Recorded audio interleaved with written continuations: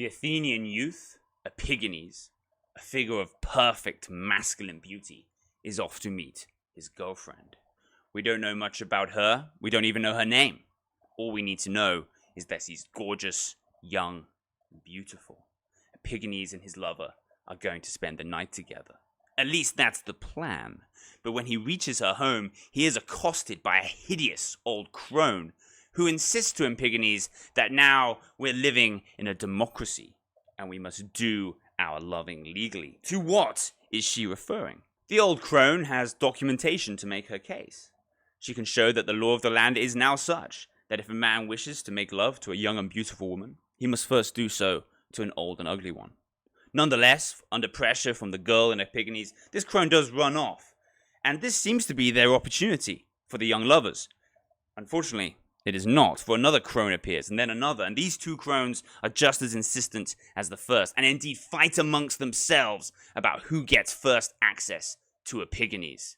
In the end, Epigines is forced to cave in to the law of the land and service the base desires of these two old hags. Was Epigines able to perform for his lover after servicing the two other women? That is a question for between him and God.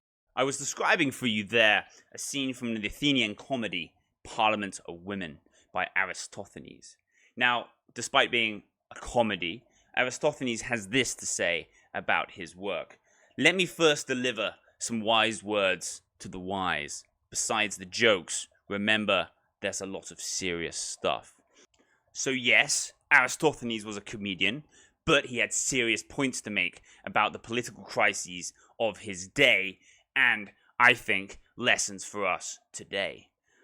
This is a play, Parliament of Women, about a nation in crisis, Athens, and a society generally in political decline, Greece as a whole. At the time the play is set, or indeed at the time it is written, Athens has faced peril after peril, crisis after crisis, and countless disasters. The loss of fleets, the defeats in war, political revolution, and fed up with this, the women of the city decide there's no good leadership there, and they decide to seize power. They organize a feminine coup d'etat. Having done so, they implement communism and free love. So there's a few questions I want to examine about this play.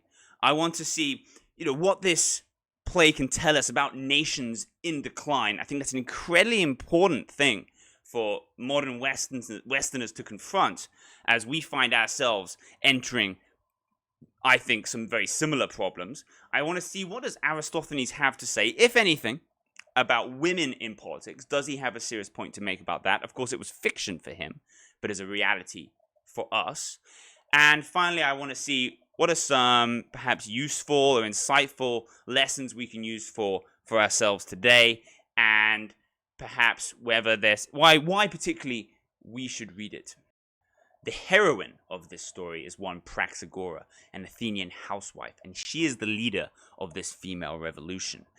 When we first meet her in the opening scene, she's convening a dress rehearsal, literally a dress rehearsal for the coup d'etat. Their plan is very simple. They're going to put on fake beards and wear men's boots, walk into the Athenian assembly when it convenes, nice and early before others get there, and vote themselves into power while pretending to be men.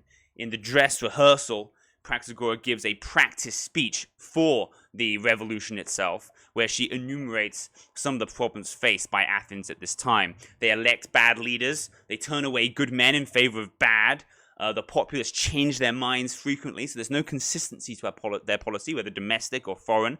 And then in terms of their foreign policy, it's been disaster after disaster, such that they don't even have a fleet now. Destroyed at Aegis Potami in not even in the current war, but the war before last, and they still haven't rebuilt it. And now these are all problems that as an Englishman, modern day Englishman, I can be very sympathetic towards. She mentions why, while pretending to be a man, she mentions why women should be handed the reins of the state, why the city should be handed over to them. They are apparently more honest, more conservative. They do things the way they've always done. They do things in a conventional way. None of these innovations that have taken Athens from problem to problem. And so they should be able to run the state more efficiently. Now, as I mentioned in the intro, this is all taking place in a context I think is really important to understanding what this play is really about. It's not fundamentally, I think, here about gender conflict, as I'm going to talk more as we go through the video. It's about society facing an extended crisis. There's Athens, which had this empire around the Aegean, and it threw it away. It threw it away in bad foreign policy decisions. The Sicilian expedition, which ended in disaster, defeat by the Spartans, internal revolution, occupation, wow, just any kind of problem you can name. Oh, mass disease, why not? Mention that one too. Any problem you can name, they had it. And yet Greece as a whole is no better. They have been racked since they came together to cooperate to repel the Persians in the Persian Wars, as you can see if you read Herodotus. And then after that unity, that Greek unity fell apart, and it's just endless conflict for hegemony. So that is endless fighting between the city-states of Greece, but also inside there's this divide between democrats and oligarchs, the populists and the establishment. And there's fighting internal as well. And this endless conflict is doing Greece no favors, and I'm sure Aristophanes can see that, and he has a sense of where that's going, that they are marching into the mouth of hell. Of course, we know, looking with hindsight, that this ends the political independence of Greece for good, ultimately, when the Macedonians come down and put an end to it. Having seized absolute power in the state, what are the women going to do with Athens? What are their policies going to be? Well, let's take a look here. The first thing, all property is going to be collectivized. The people are going to have to bring all their movable goods, put it together, and the state will then redistribute it. Everyone's going to earn an equal living. There'll be no rich, there'll be no poor, and children even will be raised communally, not in individual family units. The old family unit, that's gone. Dinner is going to be eaten communally. It's interesting to note, in ancient Athens, this was usually something you had as a reward. If you were a winner in the Olympic Games or something similar, athletic competition, then you would get to eat in the communal dining halls for free for life. Now everyone gets to have that. Next policy is free love. Now, it's not 100% free. There's a couple of caveats, but the first principle is any man can sleep with any woman he likes. However, he must first service the interests of old and ugly women before young and beautiful ones. And he's going to be hounded by the old and ugly around the streets if he's a young and beautiful man to make sure he services them first. They're going to put all the pressure on them that they can. Also, slaves are excluded from that. So I gather from the play there's a concern with slaves batting their eyelashes at their masters. And so they're going to be forbidden to wear makeup and forbidden to have sex with free Athenian citizens. What if you don't follow these rules? What are they going to do? How are they going to punish you? They're going to stop you from eating. They're going to cut your bread ration. Now, I don't think Aristophanes was saying these policies are good. This is what we should implement for Athens. Of course, he's a comedian. He's trying to be funny while also making some serious points. There's two scenes in particular in the agon phase of the play. That's where you have 2 or 3 characters on stage engaging in a witty discussion about the subject of the play. First with a character called Mean Man. Mean in the sense he doesn't want to give up his goods. And he's in discussion with his neighbor. His neighbor's like, okay, revolution, very simple-minded. I'm going to just collect all my property together and leave it on the street. And the mean man's like, you idiot. You idiot. If anyone's collectivizing property, I'll be the last to have mine collectivized, and you can have yours collectivized first. I'm just gonna wait and see what happens, because I don't think this is gonna turn out the way you think. The second scene that demonstrates his skepticism about these policies is the one I described in the beginning of this video, where Epigines wants to go meet his young lover, but ends up with this ridiculous scene of 2 hideous hags pulling him in different directions, fighting over him to get him to sleep with them first. So what is the outcome of this revolution? The conventions of Greek theatre keep the time range limited, typically a single day. So there's no presentation of a long history of Athens under female rule. Rather, what we see is the response of Athenians over the course of a day. You've seen disagreements over the collectivization of property and sexually predatory crones preying on young men. Society at large then descends by the end of the play into complete debauchery. Men and women alike drinking themselves silly, enjoying the free food, and fornicating all over the place. Praxagora's own husband, an older man, is last seen stonking drunk, wandering off with 2 young women. There's an interpretation of this play as an attack on women in politics and on feminism. I don't think that is the purpose of this play. First of all, it's anachronistic, because for Aristophanes, women in politics is comedy, not reality. I suppose that means we could repurpose the play for anti-feminist means, but in so doing, I think we miss more important points. Yes, women seizing power as depicted in this story is ridiculous. And yes, they do all sorts of things that I'm against, like abolishing the family, abolishing private property, and yes, as soon as they do seize power, society degenerates immediately, and everyone's just getting pissed and fornicating. But the whole premise of this joke is that the men of Athens have completely screwed up. The scale of repeated catastrophes in Athens, in Athenian politics, over the course of a single generation, the generation of Aristophanes' life, really can't be underappreciated. So, with the entire male citizenry of Athens and Athenian leaders in disgrace, Aristophanes is saying, we may as well try women. It's a statement of how badly Athens leaders and Athenian democracy have performed.